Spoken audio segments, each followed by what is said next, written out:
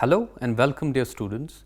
Today we are going to discuss an important topic, that is John Locke on the law of nature. Let's discuss the objectives of the lecture.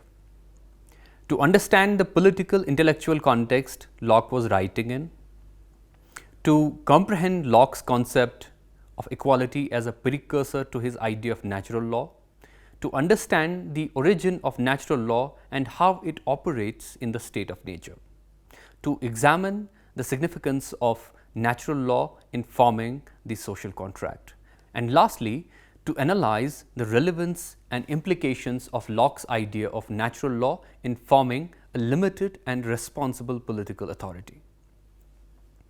John Locke was one of the most significant philosophers in the Western liberal tradition. He finished his medical study and training at Oxford University before becoming a member of the council of the first Earl of Shaftesbury. In the midst of a political controversy about the king's prerogatives, Locke composed his two treatises of government.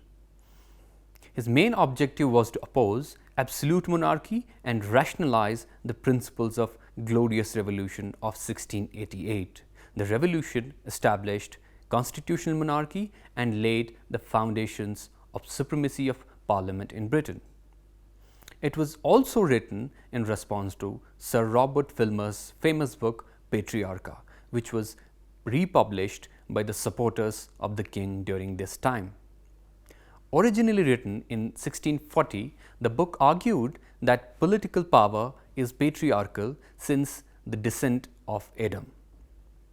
It espoused a paternalistic form of government, with kings having their authority sanctioned by divine command. The first treatise is the rebuttal of Filmer's assertions on the paternal authority of the king over his subjects, and in the second treatise, Locke proceeds to develop his theory of legitimate political authority. Locke rebutted the divine rights of kings argument with a social contract theory, establishing that the government rests on the consent of the governed, who freely leave a state of nature which is proven to be inconvenient for them. He argued that government is created to protect the natural rights of life, liberty, and property, and these are inviolable. The source of these natural rights is the law of nature, which governed people before the inception of any state or government, and this law can be identified by reason. John Locke can be fairly placed in the broader natural law tradition following the Dutch diplomat and jurist Hugo Grotius, English philosopher Thomas Hobbes, and German jurist Samuel Pufendorf. The natural law tradition presents a philosophical framework, arguing that there is a moral and legal order inherent in the natural world. This order works on certain principles which are accessible to human reason and is superior to any man-made laws or political authority. Locke was deeply influenced by this tradition of thought. However, he added that some distinct elements in his interpretation of natural law which sets him apart from other philosophers in this line of thought. Locke shared the belief that there are set moral principles embedded in human nature that can make possible the formation of a just society.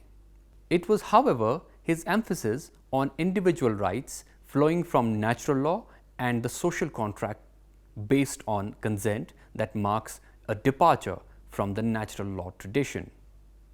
While recognizing natural law as source of universal moral principles inherent in human beings governing their behavior, Locke focused on the protection of individual rights, especially life, liberty, and property.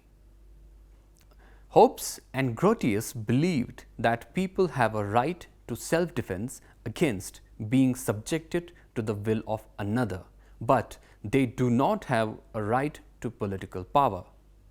Grotius says political power immediately arises at the moment of constitution of government, and it is not the people who hand it over to the government.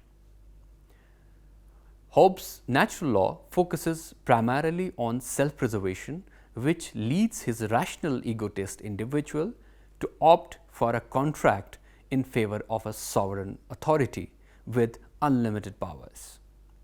Having a pessimistic account of human nature and the state of nature they lived in, Hobbes considers an absolute sovereign to whom most of the natural rights are surrendered, in lieu of providing safety and security.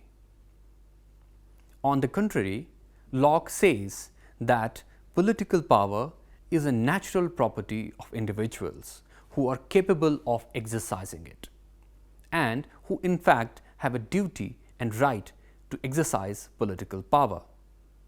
Hence, Locke's natural law theory is more concerned with rights of people, limiting the government and providing greater liberty to the people in a civil society. Locke keeps any man-made law in subservience to natural rights, which is sourced from natural law, that is superior to any other law. He argues that individuals possess inherent natural rights, which exist independent of any government or society, and that it is the responsibility of the state to protect these rights. Besides, Locke's ideas of social contract and consent and the limitations it imposes on the government were innovative in the context of natural law tradition. And also, his placing of political power in the hands of people capable of consenting its transfer to the government and differentiating it from paternal authority marks an important theoretical intervention in the history of modern political thought. What did Locke mean by natural law? It's important to discuss Locke's idea of equality to have a comprehensive understanding of natural law, as this forms the foundation of his social contract theory and everything else. Locke, in his second treatise, claims that human beings are by nature equal concerning authority and rule. Defining the situation of his state of nature, he says that people live in a state of perfect freedom within the bounds of natural law. There is a state of equality wherein all powers and jurisdiction is reciprocal, with no person having more power than another. But this state of perfect liberty is not a state of license. The natural law is there to regulate any violations and guide the behavior of individuals. In the second treatise of government, he states, the state of nature has a law of nature to govern it, which obliges everyone, and reason, which is that law teaches all mankind who will but consult it, that being all equal and independent, no one ought to harm another in his life, health, liberty, or possessions. For men being all the workmanship of one omnipotent and infinitely wiser maker, all the servants of one sovereign master, sent into this world by his order and about his business, they are his property, whose workmanship they are made to last during his, not one another's pleasure, and being furnished with like faculties, sharing all in one community of nature, there cannot be supposed any such subordination among us that may authorize us to destroy one another, as if we were made for one another's uses, as the inferior ranks of creatures are for us. Being one another's equals, no person can be subject to another person's authority unless by consent. He states that there is a plausible rough equality among human beings with respect to our natural capabilities, and that God has not provided anyone with any pronounced attribute of superiority. There is one capacity that all human beings share, which makes it the ground for equality among them. That capacity, according to Locke, is to reason or power of abstracting. In Book 2 of an essay concerning human understanding, written in 1689, Locke says that it is the having of general ideas that puts a perfect distinction between man and brutes. This ability to reason is also significant in the sense that it is able to recognize the existence of God and thereby be responsible to His commandments, or in other words, follow the natural law. Locke's idea of natural law is therefore rationalistic, that is identifiable by reason. It's also called the law of reason, and it is this reason that makes us aware of our duties to one another and to ourselves. Locke's natural law is a moral and ethical framework that governs human behavior and is rooted in the natural order of the world. It commands positive and negative duties to one another, not just as creatures of God, but as beings with knowledge of God's existence. The law forbids injury to fellow beings and positive duty of preserving others as long as it does not hamper one's own self-preservation. He states that everyone, as he is bound to preserve himself and not to quit his station willfully, so by the like reason, when one's preservation comes not in competition, ought he, as much as he can, to preserve the rest of mankind, and may not, unless it be to do justice on an offender, take away or impair the life or what tends to be the preservation of life, liberty, health, limbs, or goods of another. With regards to self-preservation, Locke emphasizes a moral side of it, besides considering it as a right. He considers it as a duty owed to God, a trust to be preserved. It is also an unalienable right of a person to safeguard his life against any arbitrary control of authority, which makes natural rights a crucial element in Locke's theory. He further states that, and that all men may be restrained from invading others' rights and from doing hurt to one another, and the law of nature be observed, which willeth the peace and preservation of all mankind. The execution of the law of nature is in that state put into every man's hands, whereby every one has a right to punish the transgressors of that law to such a degree as may hinder its violation.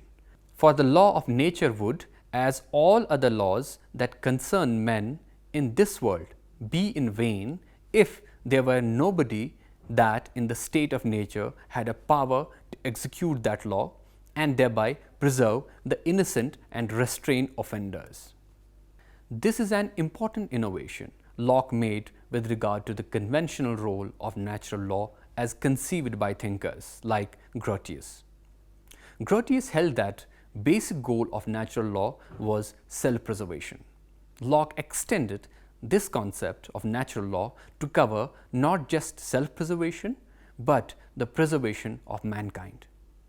This innovation explains the grounding of distinctive set of natural rights and duties as espoused by Locke.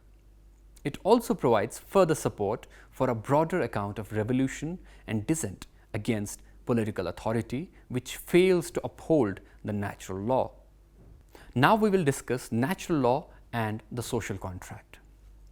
With regards to natural property rights, in this state of nature, Locke says it's regulated by everyone through the natural accusatory system, that is, accusing and adjudicating controversies amongst one another. With natural law enjoining the rights and duties for preservation of community, a person abusing his possessions or appropriating more than one's need is liable to punishment under the natural law. But with the advancement of society in terms of increase in population, introduction of money, emergence of agricultural arts, extensive appropriation of land, sophisticated division of labor, and development of commercial activities, the disputes between people increased. The accusatory system in place under the natural law falls inadequate to address the mounting issues owing to subjective and biased interpretation of law by the people, who also happen to be the stakeholders in the issues to be adjudicated. As people are always partial with respect to their own cases, it is unlikely that they submit to the decisions adjudicated against them. So, the people in the state of nature aspire for an established known law, a known and impartial judge, and power to back and support the sentence when right and ensure its execution. These inconveniencies become the major reason for establishing the social contract and a state. This brings to question how political power is transferred to the hands of a representative body. Locke maintains that the individuals give their consent to entrust their two natural powers in the hands of a political authority. He says that thus mankind, notwithstanding all privileges of the state of nature, being but in all condition while they remain in it, are quickly driven into society. The purpose of this civil society is the protection of life, liberty, and property of members of the newly created civil political society. The collective and individual preservation limits the liberty of each individual had by natural law, as Locke retreats in two treatises, that is, the preservation of public good that forms the fundamental duty of the governors. The governed will judge their governors on this premise. Locke retains the importance of natural law throughout his theory. He argues that laws must be enacted and executed in accordance with the natural law. The governors themselves are subject to the laws they make, and the laws and legal rights can only be altered with the consent of the majority through their representatives. In other words, Locke means to state that people themselves must govern their governors to keep the abuse of power in check. They must execute their judgment even by way of revolution in case the governors act unjustly or contrary to the contract. James Tooley says that Locke's concept of trust captures this mutual subjection practice of government wherein people entrust their political power to the governors or trustees and consent to be subjected to the rule as long as they act accordingly. Thus, the observation and preservation of natural law hassle-free is primarily a concern of Locke, which leads him to the contract. Locke asserts that by birth, every human being is free, bound only by natural law, and exempt from responsibilities of any apparently binding social contract, which his parents, forefathers, or other members of society may have entered into.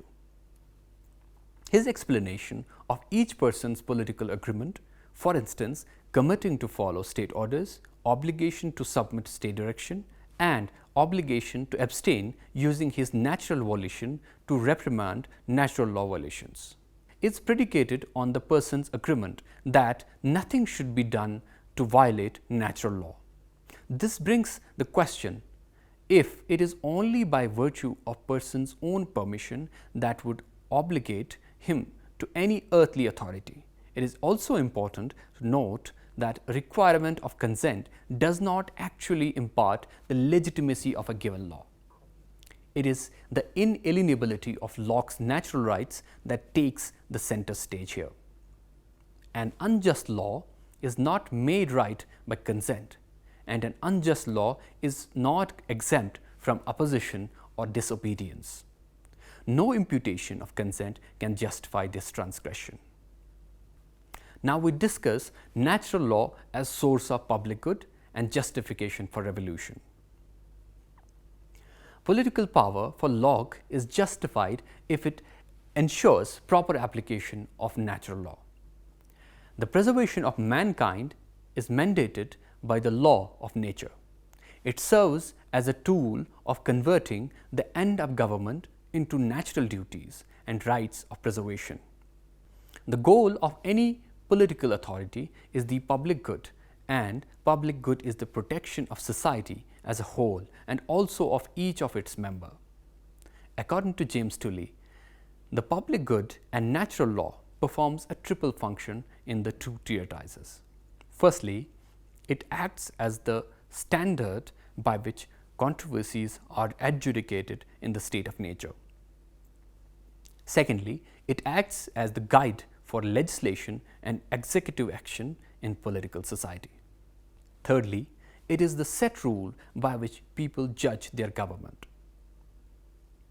Locke's account of freedom under natural law and the goal of public good was a response to Filmer for his portrayal of natural freedom in terms of negative liberty or Hobbes' absence of restraint. He argues that natural law endows a traditional form of freedom which operates within the bounds of and subject to law. The individuals who transgress the natural law render themselves outside the moral human society and eventually in the state of war.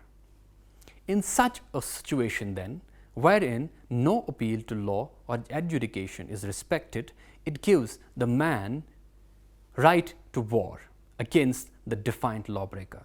This argument paves the way for a right to dissent and take up arms against a political authority that fails to uphold the natural law.